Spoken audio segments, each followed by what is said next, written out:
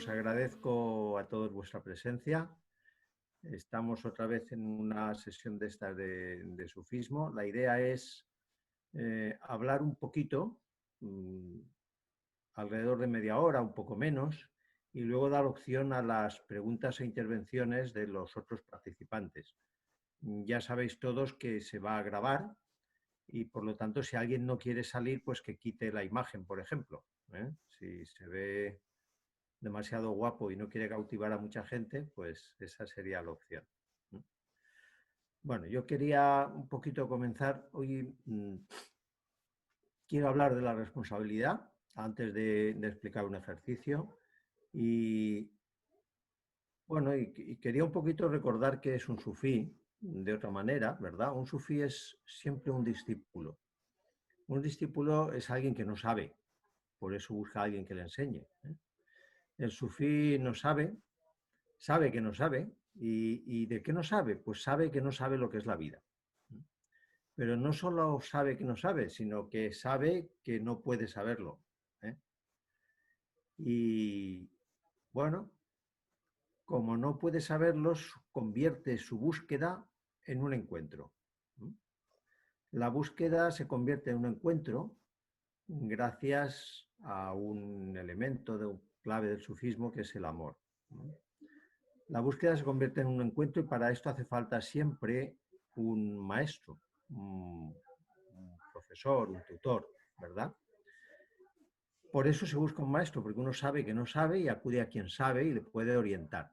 Si yo me apunto a un curso, a un máster de posgrado de cristalografía, es sencillamente porque sé que no sé cristalografía, que la persona que dirige el máster pues sabe más que yo, y yo voy a esa persona, acudo con humildad para aprender. La persona que dirige el máster, a quien yo acudo porque yo sé que no sé, esa persona no es mi abuela, el que no me va a decir, ¡ay, qué guapo que eres! Y no sé qué, y no me va a mimar, no es mi abuela. Y tampoco es un club de debate. Yo no voy a debatir con quien dirige el máster, yo voy a que me enseñe. Si yo ya sé cristalografía, pues me voy a un congreso y debato con quien sea. Entonces al sufismo acude el sufí, que es una persona que sabe que no sabe, acude a un maestro, a un sheikh, a un, como queráis llamarlo, a un profesor, y acude con esa humildad de quien sabe que no sabe para aprender.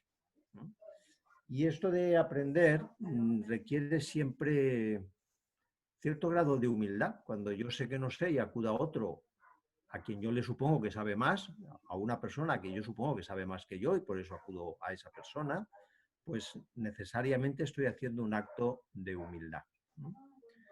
Y realmente consigo aprender cuando convierto mi relación con esa persona en una relación de colaboración bajo su dirección.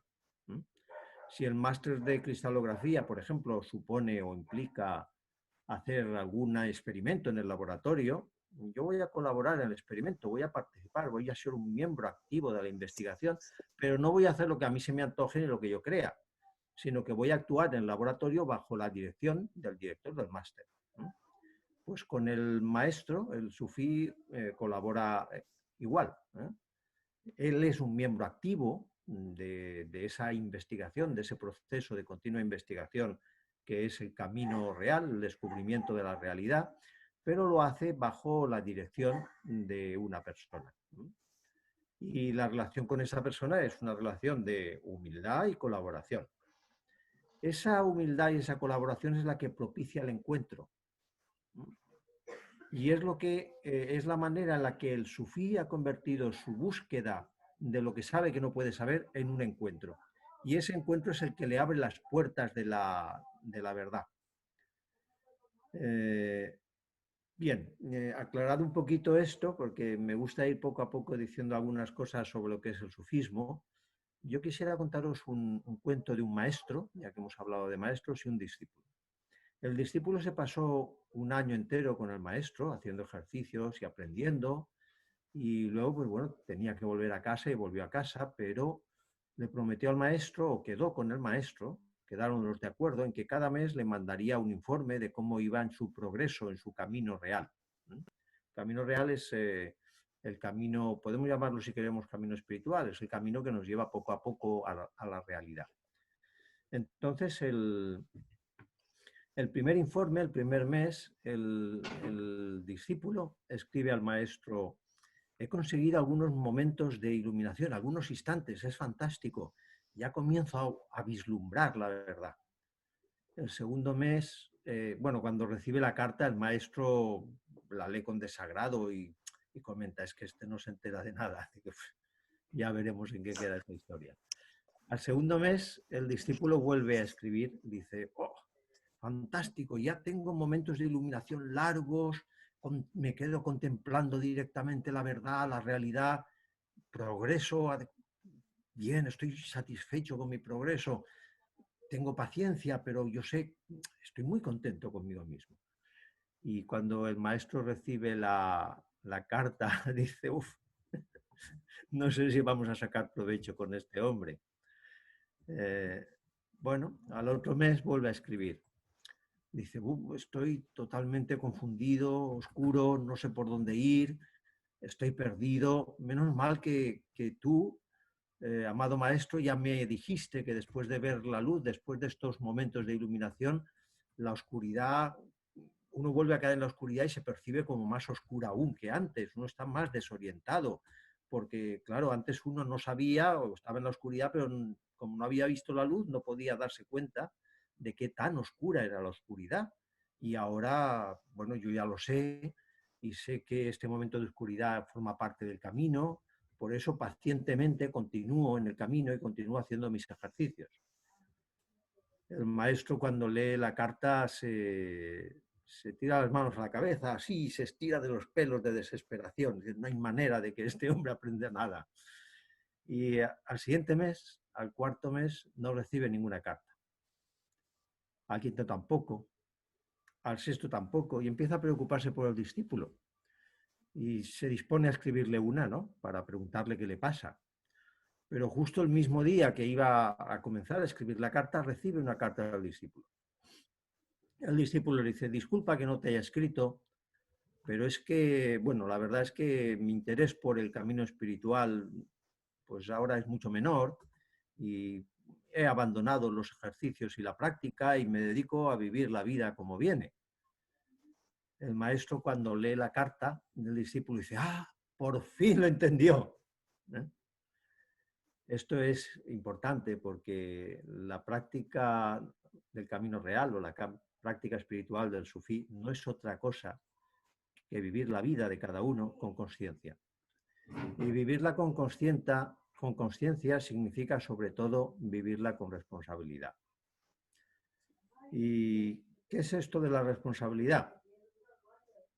Pues la responsabilidad es asumir que lo que a mí me pasa es sobre todo resultado de mis decisiones, en parte muy importante.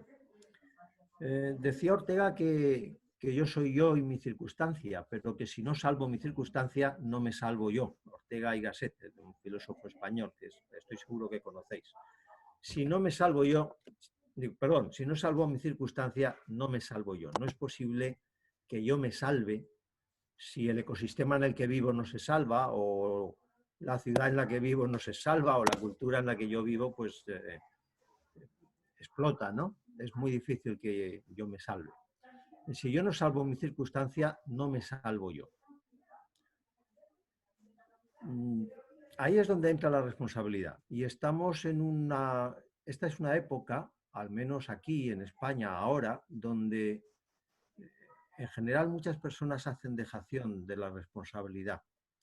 La responsabilidad, ahora estamos en una situación de pandemia, de epidemia, y estamos recluidos, confinados en las casas, porque lo ha dicho el Estado. En Japón el Estado no lo ha dicho, quiero decir, no lo ha ordenado. Aquí lo ha ordenado, en Japón no lo ha ordenado. Sencillamente lo ha aconsejado. Y las personas han asumido la responsabilidad de su propia salud y han decidido, si no es necesario, no salir de casa, porque es su propia salud.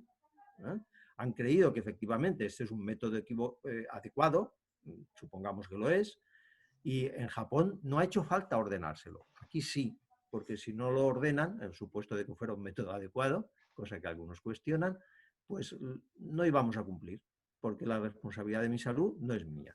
Si creo que este no es el método adecuado, el otro método tampoco lo voy a hacer, insisto, porque la responsabilidad sobre mi salud no es mía.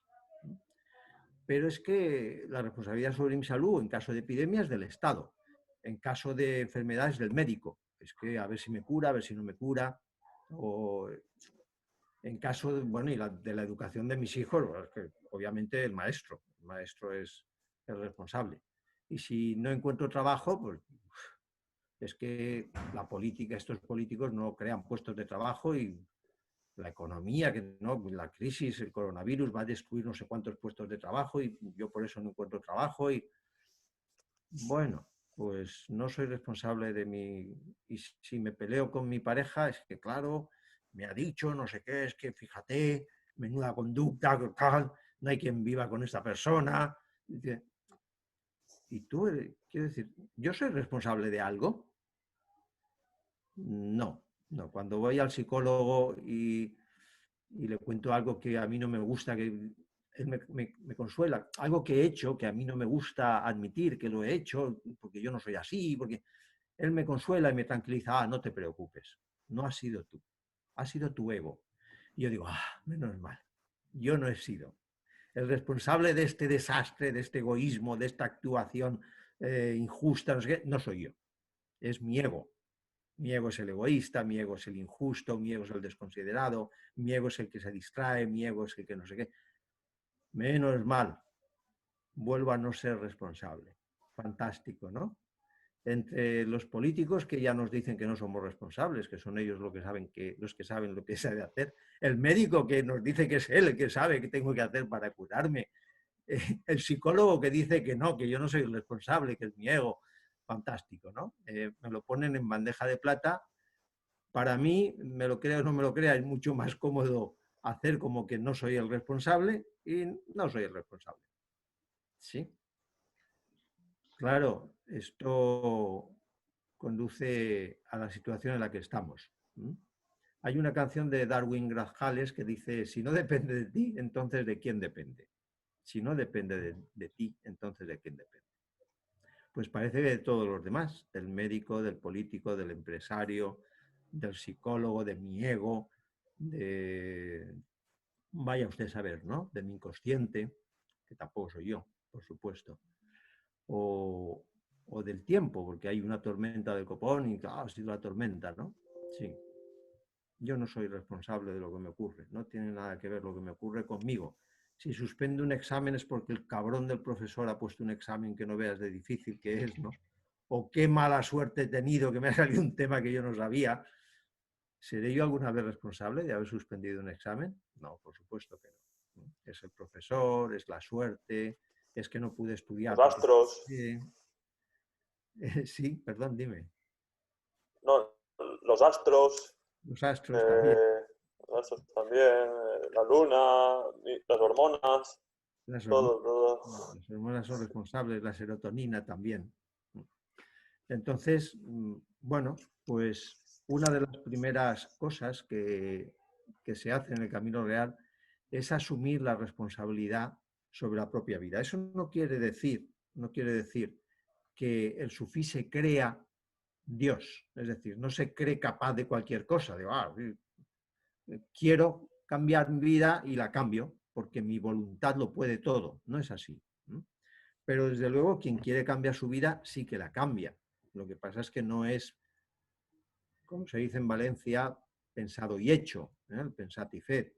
No es que la palabra crea el mundo, como le ocurre a Dios en el libro del Génesis, ¿no? Dios dijo, hágase la luz y la luz fue hecha.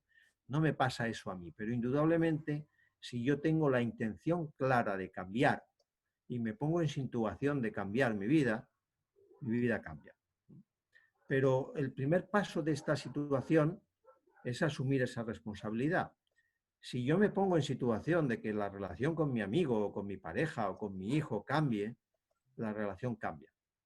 Si yo me pongo en situación, en este caso no yo solo, sino yo y otros más, de que este sistema de distribución de riqueza tan injusto que tenemos y de organización de la producción que se llama mercado, que funciona como veis que funciona, desde luego si pensamos que está en nuestra mano y hacemos por cambiarlo, indudablemente lo cambiamos. Además, con mucha más facilidad de la que podemos pensar y sin necesidad de, bueno, de montar barricadas en las calles, de pegar tiros, no hace falta. Fijaos, solo con que el 30% de los depositantes en cualquier banco, en el Banco de Santander, retiráramos nuestros fondos del Banco de Santander, el Banco de Santander, o el de Bilbao Vizcaya, o Bancaixa, o lo que queráis, quebraría. Automáticamente se vería en la incapacidad de facilitar a las personas el dinero que tienen depositado. Las personas nos daríamos cuenta de que es un bluff porque no tienen el dinero que les hemos dado y la desconfianza que crecería, el banco quebraría, pero no solo ese banco, sino que encadena unos detrás de otros, y como el sustento de este sistema al final no es el mercado de mercancías, sino el mercado de valores, la bolsa, que se sustenta fundamentalmente gracias a la banca, pues sería una buena debacle, ¿no? Es decir, que habríamos provocado una revolución, un cambio de estructuras, sin necesidad de ponernos así muy trascendentales o muy metafísicos o muy alarmistas, pensando que, bueno, no hace falta montar barricadas. Y yo estoy convencido de que estamos en los últimos tiempos del capitalismo, por ejemplo, que esto va a colapsar, pero el colapso no necesariamente tiene que ser sangriento. No digo que no muera alguien, sobre todo por el cambio climático y el calentamiento global, pero tenemos casos de colapsos fortísimos donde el número de muertos es totalmente insignificante, menos para las personas que allegadas a los muertos, claro.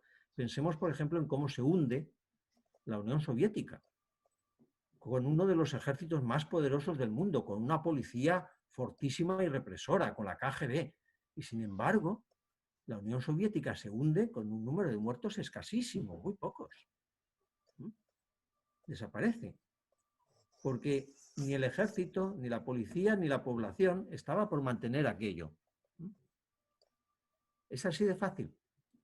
Solo con que una división blindada hubiera decidido mantener a la Unión Soviética, se habría armado un cifostio de estos, ¿no? Una buena bronca, aunque solo fuera local y hubieran perdido luego la batalla o la guerra. Pero no ocurrió. La gente no quería, no estaban dispuestos a dar soporte a ese sistema, ¿no? Pues incluso cosas que parecen tan grandes como la Unión Soviética o la Unión Europea o el mercado capitalista se hundirían solo con que quisiéramos cambiarlo. Bastaría nuestra voluntad para que se produjera una transición pues razonablemente pacífica. No digo yo que no hubiera algún muerto, ¿verdad? Pero la revolución de los claveles, una revolución que sabéis que ocurrió en Portugal, donde cayó la dictadura, pues no sé si hubo 2 o 3 muertos, ¿eh? En esa revolución, que sin que intervinieron los militares. Pero los militares intervinieron y como todo el mundo estaba de acuerdo con los militares en que eso era inaguantable, pues solo se opusieron 3 o 4 que eran policías que vigilaban el Congreso, la sede del fingido parlamento de la dictadura portuguesa, e intentaron defenderlo y bueno, pues, pero fueron, ya os digo, 2 o 3, o a lo mejor 4 muertos, no hubo más. Y se cayó la dictadura portuguesa por un golpe militar sin ningún derramamiento de sangre y con el jolgorio de todo el mundo, porque ya no estaban dispuestos a dar soporte a la dictadura. Bueno, entonces esto os lo digo porque cuando hablo de que bastaría nuestra voluntad para cambiar las cosas, os pongo ejemplos como el de la Unión Soviética, donde efectivamente ha bastado la voluntad de las personas, la intención, el no querer dar soporte, el hacer cada uno un poquito de su parte para que aquello no aguantara, para poder cambiar las cosas. Claro, esto es lo que el sufí hace con su vida, asume la responsabilidad de su vida y la responsabilidad de su vida no es solo de su situación personal, sino, como dice Ortega, también de sus circunstancias. Yo soy responsable de mí, pero también soy responsable de mis circunstancias, porque al final, quien se ha colocado en esa situación soy yo. Quien ha elegido como pareja a quien tengo de pareja, soy yo. Quien ha decidido aceptar este trabajo que busqué y conseguí, soy yo. Quien decide todos los días no dejar el trabajo, soy yo. Quien decide vivir en esta casa, soy yo. Quien decide teneros a vosotros por amigos, soy yo. Es decir, que en mis circunstancias, que son indudablemente mi pareja, mi casa, mi trabajo, vosotros, todo eso lo he elegido yo también. Yo soy también responsable de eso. Y bueno, pues eso es interesante, ¿no? Esa asunción de responsabilidad es el primer paso en este camino, ¿no? La vida del sufí es efectivamente vivir la vida, sin más. Esa es la práctica espiritual del sufí. No es realizar ejercicios diarios y todas las cosas que, bueno, forman parte de la vida, pero si no se realizan y se vive la vida con consciencia, eso es lo importante, vivir la vida con consciencia. Y vivirla con consciencia es darse cuenta de que la vida que yo estoy viviendo es la que yo estoy eligiendo con mis acciones. Porque todas mis acciones me van a llevar a un sitio o a otro. Y eso depende de mí. Eso no quiere decir que puedo ir a todos los sitios. Si quiero ir a Marte, pues posiblemente no pueda, ¿no? Pero sí que puedo elegir hacia dónde voy. Y en función de la elección que yo haga, pues pasaré por unos sitios o por otros. Y me ocurrirán unas cosas u otras. ¿Eh? Que la responsabilidad de mi vida es mía. La responsabilidad de mis relaciones es mía también. Eso no quiere decir que voy a conseguir que el otro se comporte como yo quiero, no, pero sí que puedo cambiar mi relación con él siempre que yo quiera. Incluso romper si es una relación que yo pienso que para mí es nociva o para él.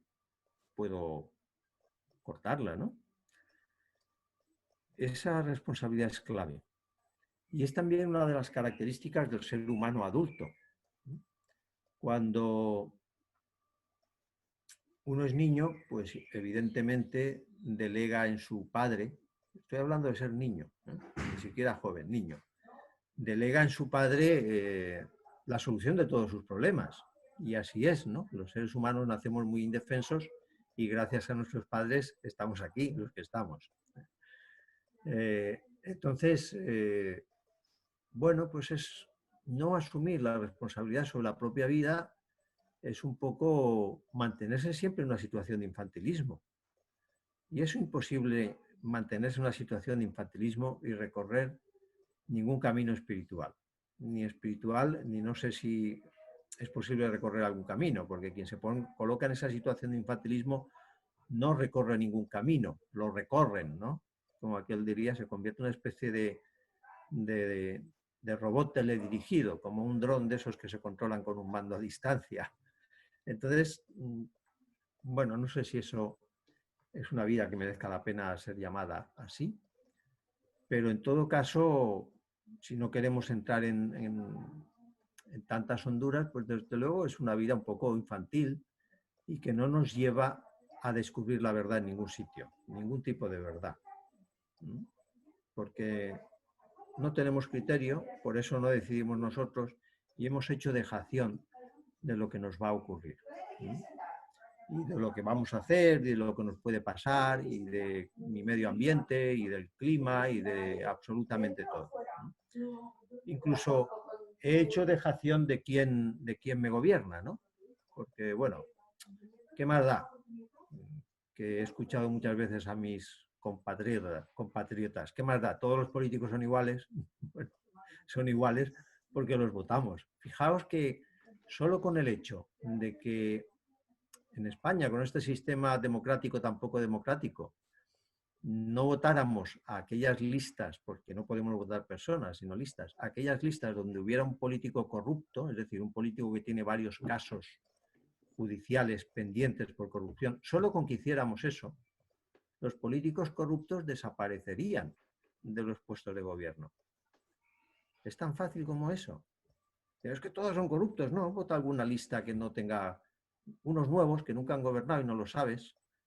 Ah, se volverán corruptos, sí, pero los otros aprenden enseguida que por haber puesto corruptos no los votas. Y seguro que en la siguiente lista que te presentan quitan a los corruptos, o al menos a los que están ya en un proceso judicial, porque se han dado cuenta que no los votas. ¿Mm?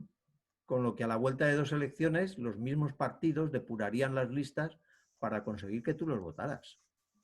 Entonces, no digo yo que vaya a desaparecer la corrupción, pero desde luego se experimentaría una reducción notable del grado de corrupción, pues como ocurre en otros países. ¿Hay corrupción en Alemania? Pues claro, pero no es el grado de aquí. Allí cuando se descubre que un ministro eh, tiene una tesis doctoral que le ha hecho otro, él la firmó solo y la presentó, pues el ministro dimite.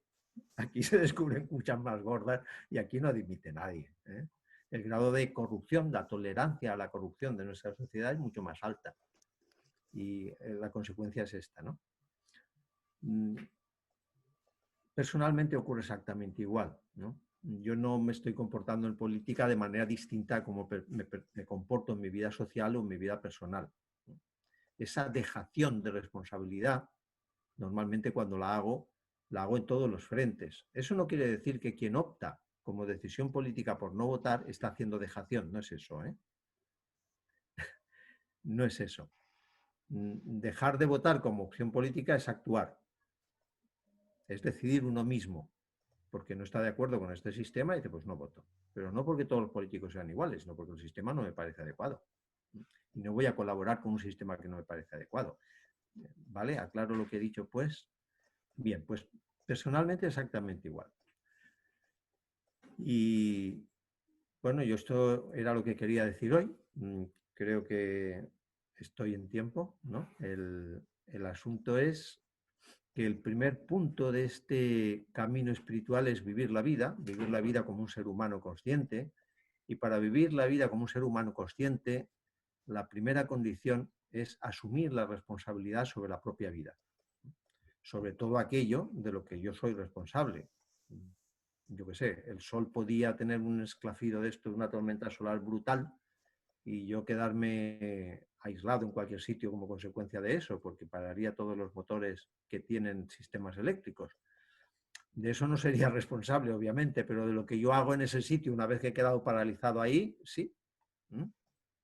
El que asumir la responsabilidad de mi vida no quiere decir que todo lo que me ocurre en mi vida depende de mí, pero sí casi todo depende de mí, o al menos la manera en que lo abordo, y por lo tanto la consecuencia de eso. La manera en que abordo todo lo que me ocurre sí que depende de mí. Y con esto os doy paso a vosotros y, bueno, podéis preguntar, sugerir, comentar. ¿Sí? Muchas gracias, Fran.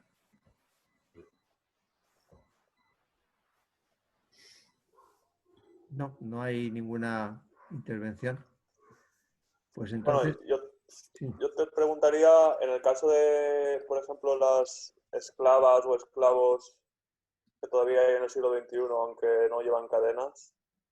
Estoy pensando, por ejemplo, no sé, en los que trabajan en las minas del coltán, en el Congo, que son esclavos, o las mujeres que también como esclavas sexuales.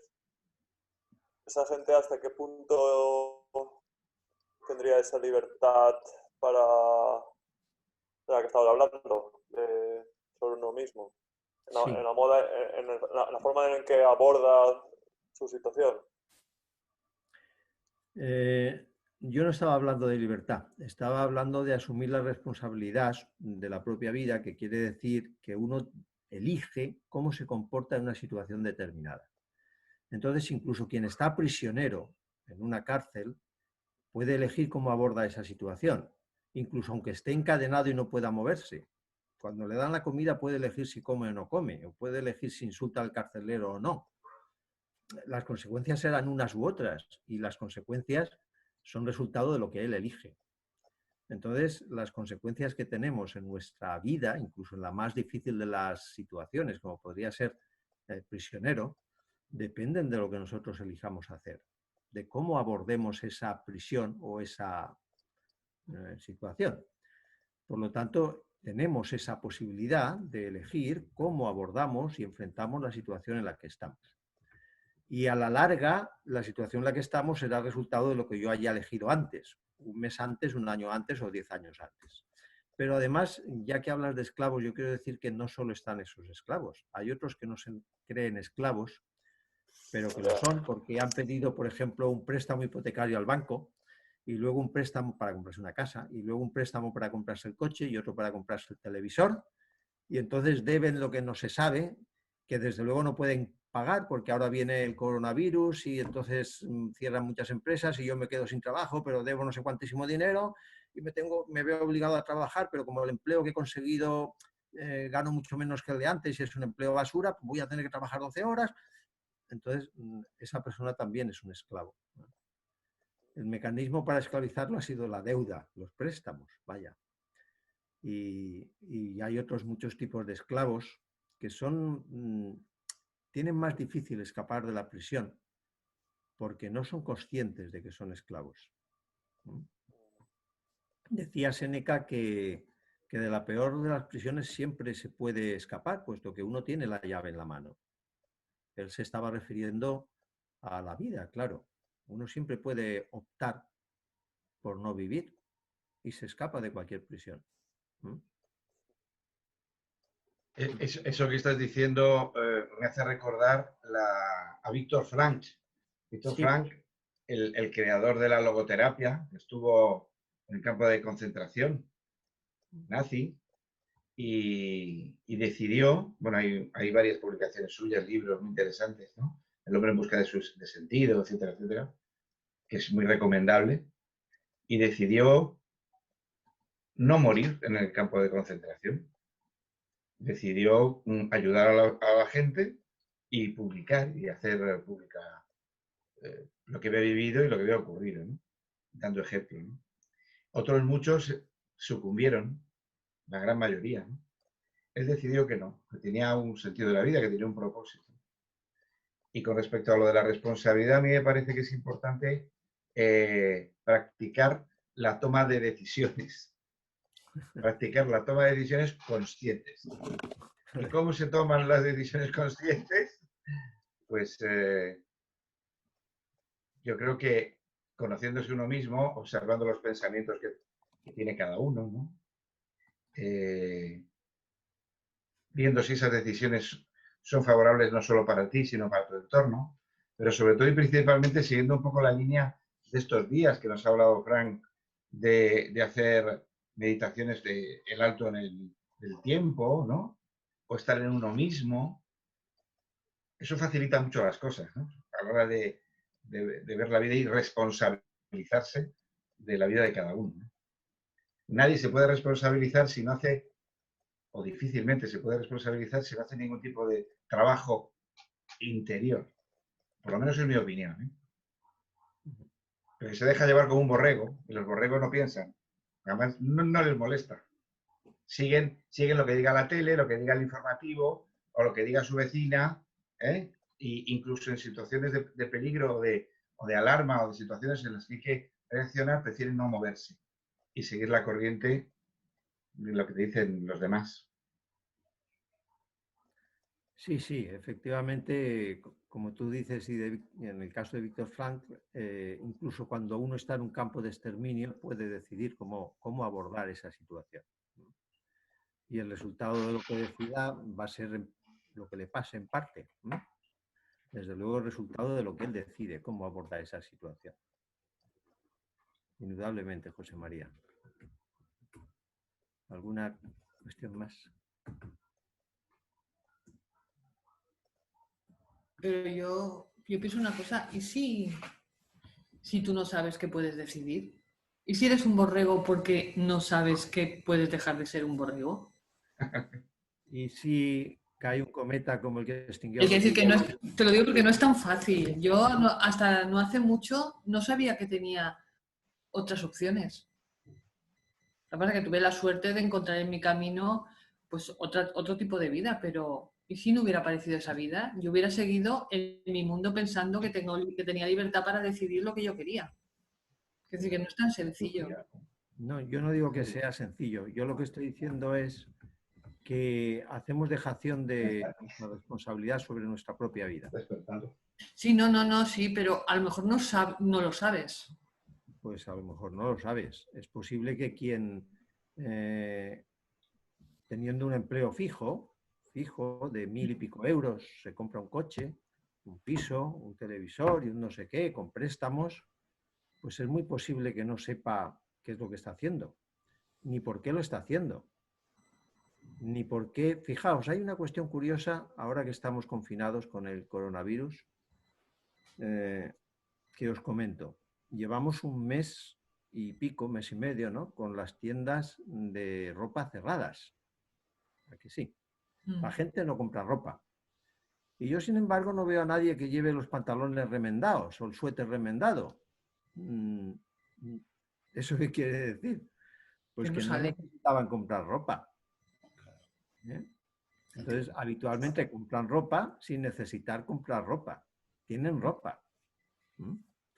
Aunque la producción se ha paralizado, en España la gente es pobre, hay gente pobre, pero nadie se muere de hambre, de inanición. No se muere la gente. Algunos anoréxicos, ¿no? Pero salvo esos, no se muere la gente de inanición.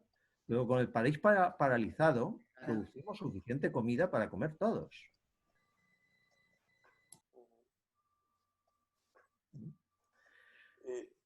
Y Entonces, yo diría... bueno, lo comento porque ese especie de ímpetu y preocupación es un gusano frente al cual siempre tenemos reacción. Siempre podemos, con una reflexión pequeña, no demasiado grande, siempre podemos, que exige algo de esfuerzo, darnos cuenta de que no necesitamos consumir tanto, o consumir en general, para cubrir nuestras necesidades. A mí me gusta muchas veces decir lo que decía San Francisco de Asís, pero no porque yo quiera ser santo, sino porque me parece una verdad y una evidencia tan brutal. Él decía, necesito poco y lo poco que necesito, lo necesito poco. ¿Vale? Pero eso no es porque yo sea un asceta, sino porque cualquiera de vosotros. Pensad de verdad lo que necesitáis y cuánto lo necesitáis. Y la verdad es que necesitáis poco, y lo poco que necesitáis lo necesitáis poco. Tenemos muchísimo más de lo que necesitamos y usamos muchísimo menos de lo que tenemos. Y lo que tenemos lo usamos muy poco. Entonces, bueno, pues todo eso es una decisión. Una decisión. Yo no digo que los mecanismos que utilizan para conseguir adoctrinarnos y que hagamos todas estas cosas no sean eficaces. Indudablemente son eficaces. Y por eso hacemos lo que hacemos. Pero que sean eficaces no quiere decir que yo no tenga la capacidad de no hacerlo, sin además ninguna consecuencia grave para mí, al revés. Si yo consumo menos, no se hunde el mundo, ni me encarcelan, ni me fusilan, y estoy menos atado y me puedo permitir trabajar menos horas y me puedo permitir muchas otras cosas. Esa opción siempre la tenemos. Nos podemos excusar, decir, es que me educaron, no, es que mis compañeros, no. La excusa siempre la tenemos. Pero la opción de hacer otra cosa también la tenemos. No es muy difícil darse cuenta de que estamos comprando una ropa que no necesitamos. O de que estamos cambiando de coche sin necesidad. No es muy difícil. De verdad que no es muy difícil. No estoy hablando de libertad. Estoy hablando de consciencia. Y de la comodidad de dormir. Es mucho más cómodo estar dormido. Entonces, se ve mucho más claro en las cuestiones materiales, pero en las cuestiones espirituales es 3/4 de lo mismo, ¿no? No es muy difícil darse cuenta de que yo no estoy eligiendo. Estoy haciendo lo que me han dicho que tengo que hacer. No es muy difícil, es razonablemente fácil, ¿no? no, Yo si recuerdo me dejas... bueno, una anécdota que me pasó en el metro de Barcelona. Había dos mujeres jóvenes pues vestidas de manera inusual, ¿no? Una de ellas llevaba una cresta de color naranja y llevaba un chaleco y otra ropa, en fin, vestían de manera inusual. Y una se estaba quejando porque su pareja le había dejado y le decía a la otra, es que me ha dejado por un clon, le decía, ¿no? Me ha dejado por un clon. Yo he sido profesor durante muchos años y os aseguro que a veces me cuesta distinguir a mis alumnos o alumnas unos de otros, porque llevan el mismo peinado, el mismo pantalón, la misma camiseta y se comportan igual. Los gestos que hacen son los mismos. Entonces, entendí perfectamente lo que aquella mujer decía cuando se quejaba porque su novio o su pareja la había dejado por un clon. Es decir, por una mujer, supongo que la había dejado por otra mujer, puesto que ella era una mujer, y no sé si su pareja era hombre o mujer, pero la había dejado por una mujer que era igual a otras muchísimas, un clon. ¿Creéis que somos clones? Evidentemente no. Entonces, ¿por qué nos comportamos todos igual? Porque hacemos dejación de nuestra decisión, de nuestra capacidad de decidir cómo me visto y cómo me comporto y cómo me peino. Hasta en eso hacemos dejación. Y no es un problema de que yo no tenga la libertad o sí que la tenga. Es que no asumo la responsabilidad de nada. Si no asumo la responsabilidad de mi vida, no hay ningún camino, ni siquiera no es que no haya camino espiritual, es que no hay camino ni siquiera para nuestra especie, ¿no? Que acabará extinguiéndose en breve. Aunque tarde 2 años, eso es breve. Quiero decir, 200 años, eso es breve. Sí, no sé si con esto contesto. No es un problema de que nos han educado así, claro, pero todos podemos oponernos a nuestra educación. Muchísimos lo hacen, ¿eh? Se oponen a su educación, a sus padres y a no sé qué, y toman lo que les parece bien, con acierto o con desacierto. No digo yo que acierten, no digo yo que quien se rebele acierta, pero todo el mundo se puede rebelar. Montones de adolescentes se rebelan contra sus padres, equivocadamente, con no sé qué, con lo que quieras, pero la opción existe. Esa es la prueba de que la opción existe. Hay rebeliones inteligentes, absurdas, tontas, como queráis, pero existe la opción. Incluso cuando uno está prisionero en un campo de concentración. Esa responsabilidad personal sobre la propia vida y las circunstancias que la rodean es la que es imprescindible para comenzar a caminar por el camino real. Y es mucho más importante vivir de esta manera, responsabilizándose de la propia vida, que hacer todo tipo de ejercicios espirituales. Porque si yo hago todos los ejercicios espirituales porque he tomado una decisión y es voy a hacer todo lo que diga mi maestro ciegamente, pues estamos en las mismas. ¿Qué camino espiritual estoy siguiendo? ¿El de obedecer ciegamente al líder?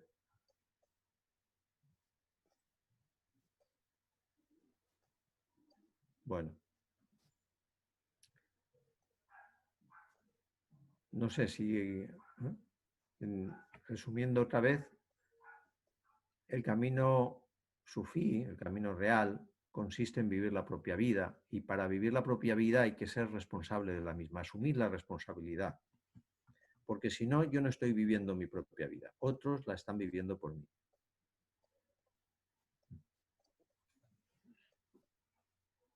En realidad yo creo que eso es un poco el resumen de una palabra que se utiliza mucho desde hace muchos años, ¿no? Que es el despertar de la conciencia. O sea, hay mucha gente que se queja de que, bueno, es que yo no sabía. No, es que yo no sabía. Yo no sé lo que ponen en televisión hoy, pero voy a buscar a ver qué programa, ¿no? No sabía. En una sociedad occidental llena de comodidades y de confort es más difícil, a veces, salirnos de esa situación de confort en la que vivimos. O sea, salir del borreguismo, eso es verdad. Pero yo creo que el despertar de la conciencia viene simplemente sintiendo interiormente si eso que estás viviendo te hace feliz, si te llena, y si no, pues buscar algo. Si no te gusta una película de terror, pues buscar una película de cómica, ¿no? Si ves que tu vida no tiene mucho sentido, pues buscar el sentido de tu vida de alguna manera, ¿no? Y lo que sí que creo es, recordando una vieja canción ahí que he recordado ahora cuando hablaba Frank, es que, ¿tú te acuerdas de un grupo que se llamaba Las Madres del Cordero? O desde Santurce Bilbao Blues Band, que era Moncho Alpuente, el cantante, el creador.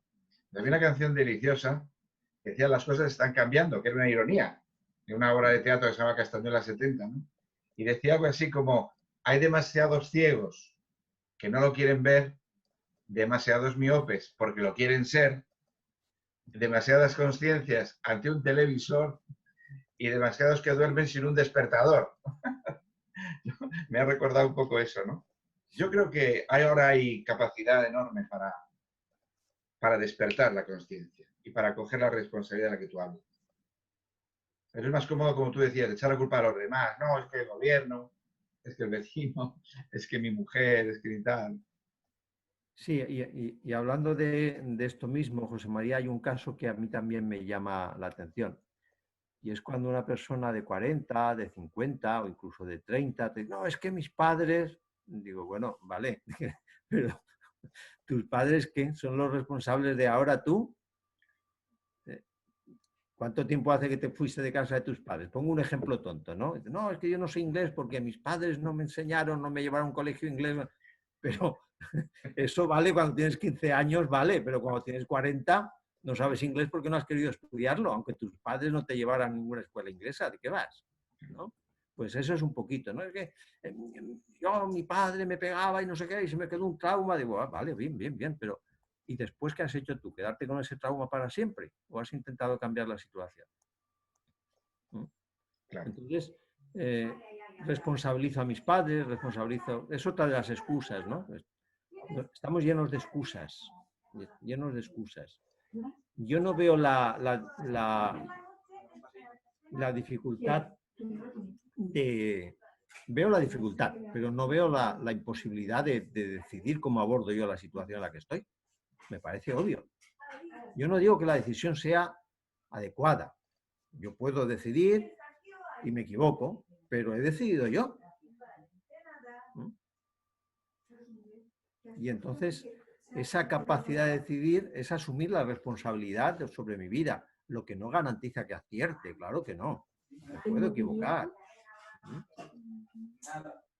Pero sí que he decidido asumir la responsabilidad sobre mi vida, que es de lo que hablo. Eso no me parece difícil. Acertar tal vez sea difícil, pero asumir la responsabilidad no.